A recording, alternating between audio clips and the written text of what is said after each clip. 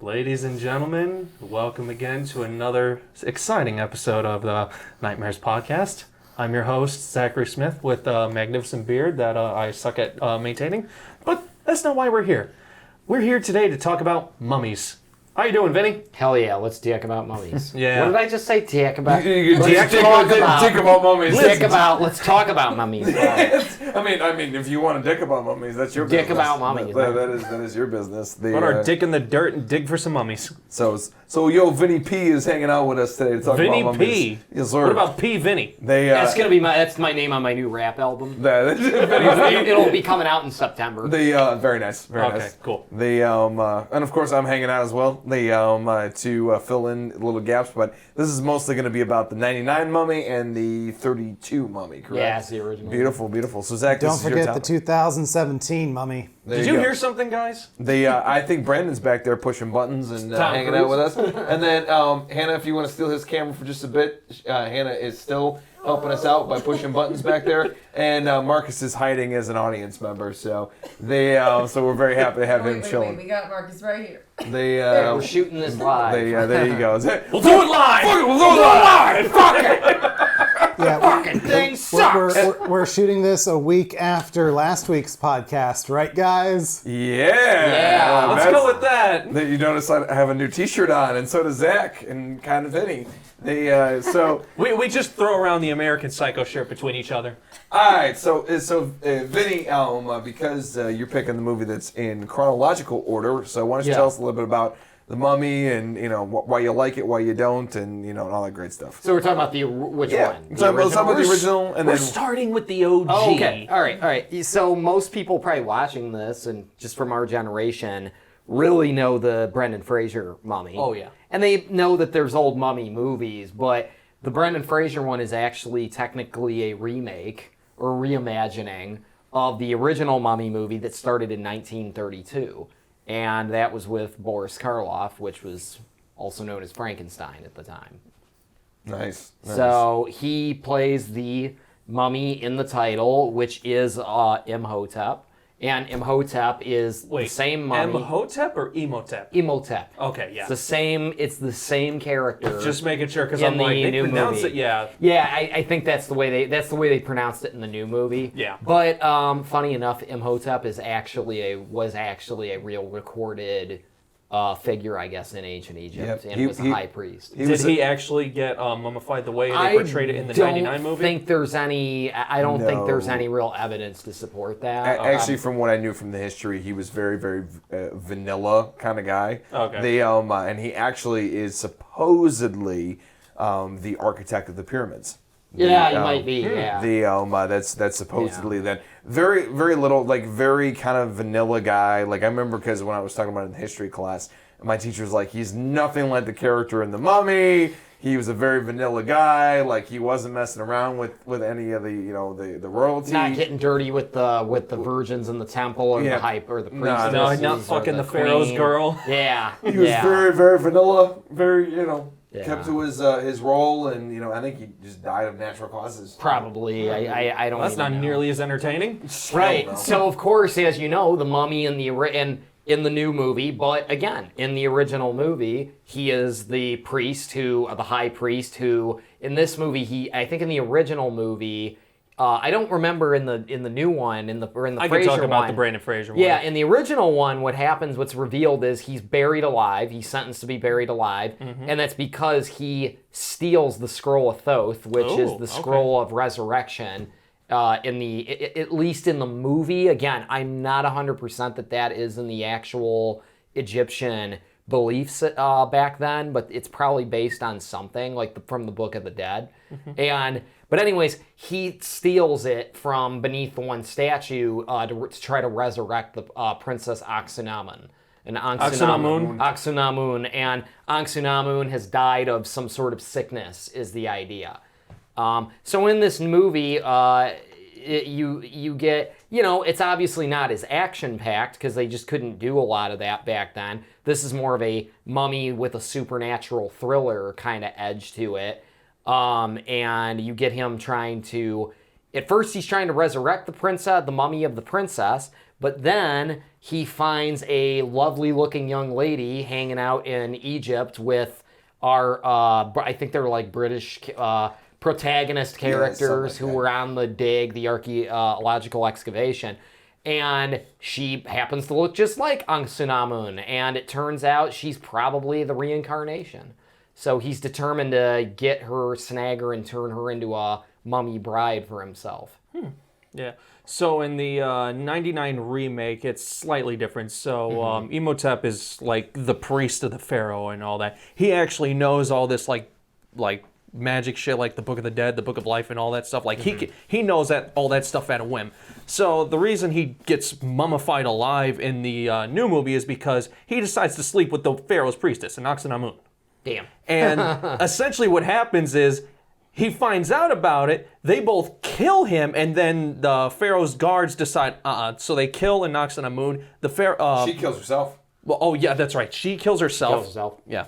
And he runs away. So he tries to revive her, but everybody catches him, like, right as, like, he's about to revive her, and then they all just bury him and all his, like, minions and stuff alive. But he gets, like, the super, like, the really fucked up ritual of mummification where you're wrapped up, you're thrown in the tomb, and then those scarabs are They thrown in. dump the scarabs in with him, Yeah. Now, is that a real thing? I don't know if was dumping the scarabs in with him real. Well, here's the thing. Apparently, like, I don't know if this was a real thing, but in the movie they say before they found his tomb, they'd heard about that ritual, but there was never any record of it because they were so terrified because it's a dark ritual, and if you were to ever come back from that, you'd essentially be a god. Wow. You know, bring the plagues back and everything, which so he does. That's kind of how they work in the legend or the explanation of why he comes back with all that ability. Yeah, that's why you have I believe they're called the Magi, like guarding that area the entire time. Yeah, you have David's reincarnation, or the guy who looks like, I swear to God, like the guy who like is that, he looks like fucking David. I'm watching the movie, I'm like, holy shit, that's David. But now a little fun fact, that character's name I believe is Ardith Bey.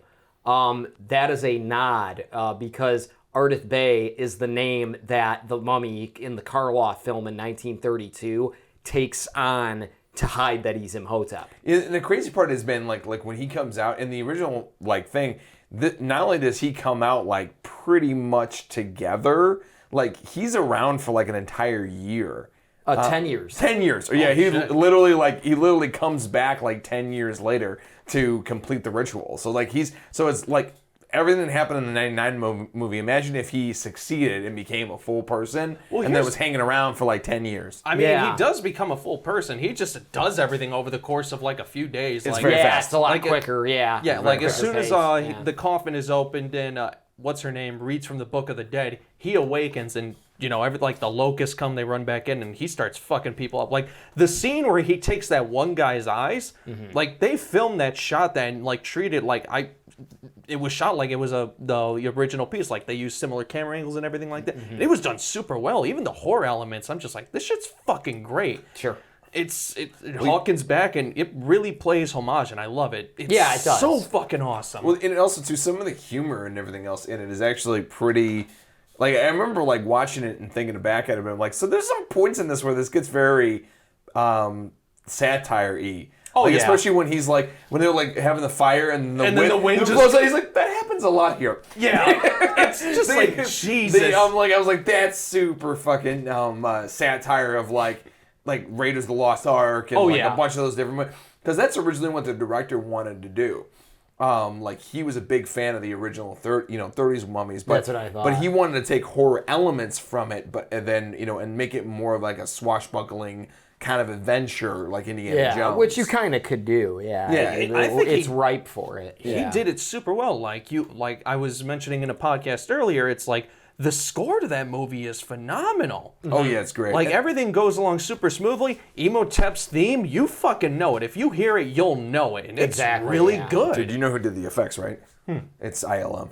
Okay, that doesn't surprise me. The good old dude. It was funny. Like, so the scene where he comes in as sand and essentially rips that guy apart and then throws him to the side, and he's got like this chunk of flesh missing that's still mummy. Yeah. I was watching it the other day, and it's just like I saw it kind of move because the tracking was off. I'm like, I caught that. Oh, really? For the digital it effect? just slightly moves out of place, and I'm like, your tracking was off, buddy. Dude, that shot actually, the director had to fight against the producers to get that because it was an extremely expensive shot. That beetle, anyway, chews crawling it, into his mouth, and then him he chews it chewing like it literally like it was just dots on the guy's face, and the producers were like, we don't get it. Why does he do that? Why is this important? And then they showed it to him, and they finally showed him the final project, and they're like, yeah, I guess that makes sense. Yeah. That is cool.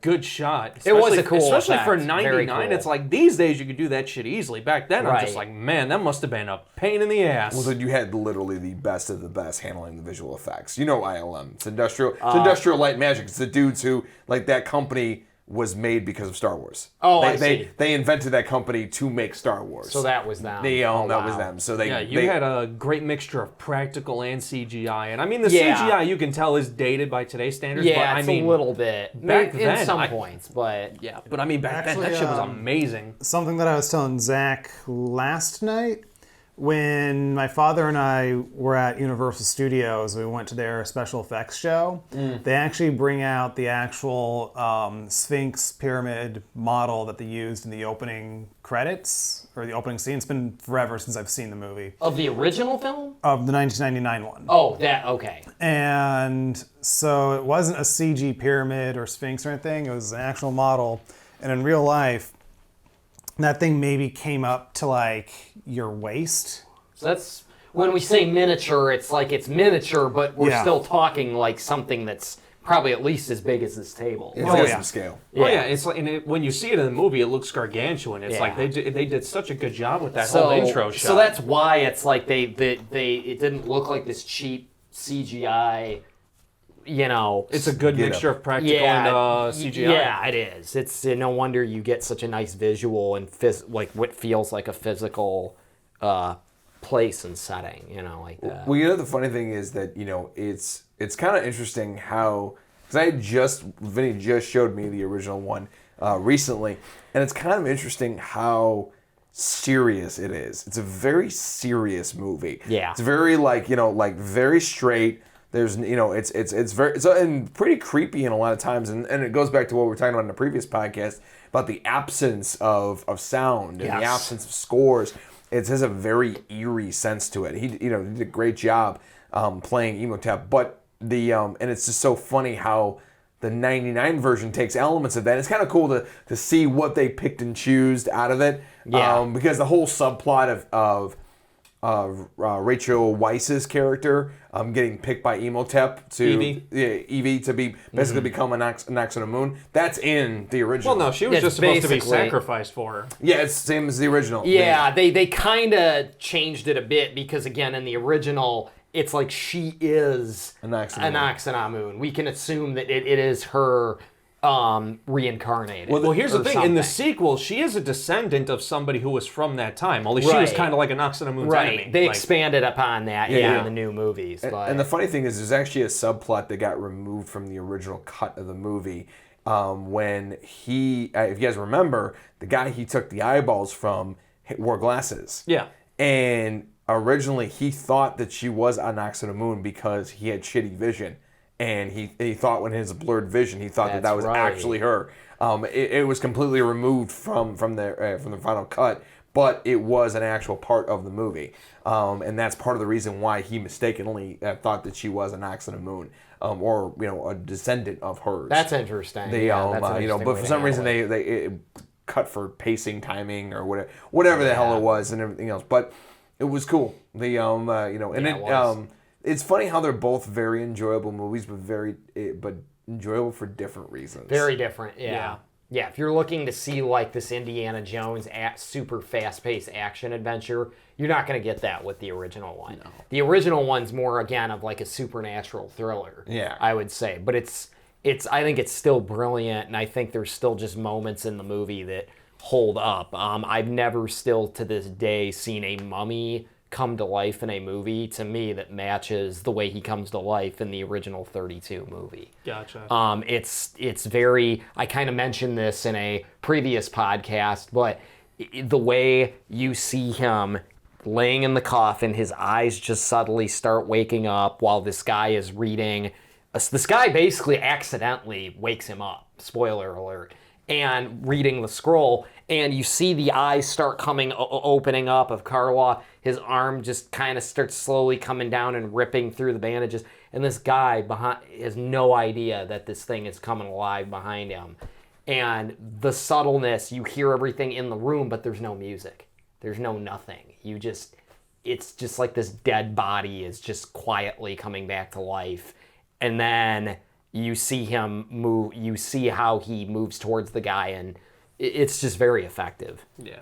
I was going to ask you, why did you adore the 99 version so much? It's just such a fun movie. Like, I remember enjoying the shit out of that movie as a kid. Like, that's definitely one of the earlier, like, horror action movies I saw. And, like, when it comes to the classic Universal movies, like, that's one of the earliest adaptations of those movies that I remember seeing as a kid. Yeah, totally. Yeah, because, I mean, I was well, like... and it's one of the best, I think, like, ones that they did, like, some kind of a remake or reimagining of, like, Yeah. I think. Oh, absolutely. Because like you said, it is fun, and it's just got a lot of cool elements about it. Yeah, like, when it comes to all the Universal remakes, that one is hands down my favorite.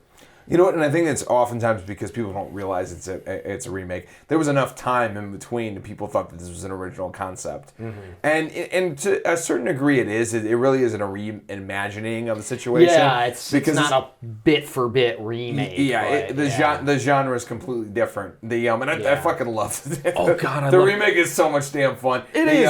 When's the last time you saw it?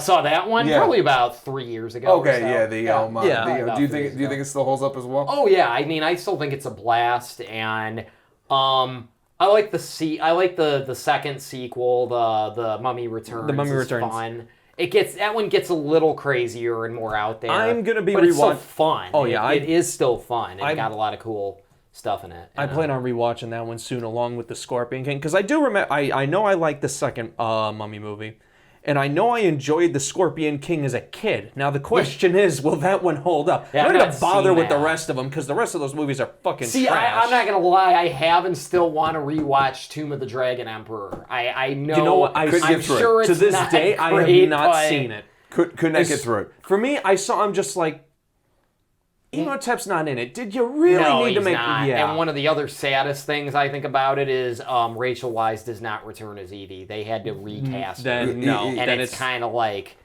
when you've been watching her on the screen and then you see the new actress, who's not bad, but it's just It's not the same. it's just not the same character. It doesn't you even can't. feel like the same person. Scorpion King is so much of a product of its time. Oh yeah. My God, It is. yeah. It is literally like every other like crazy.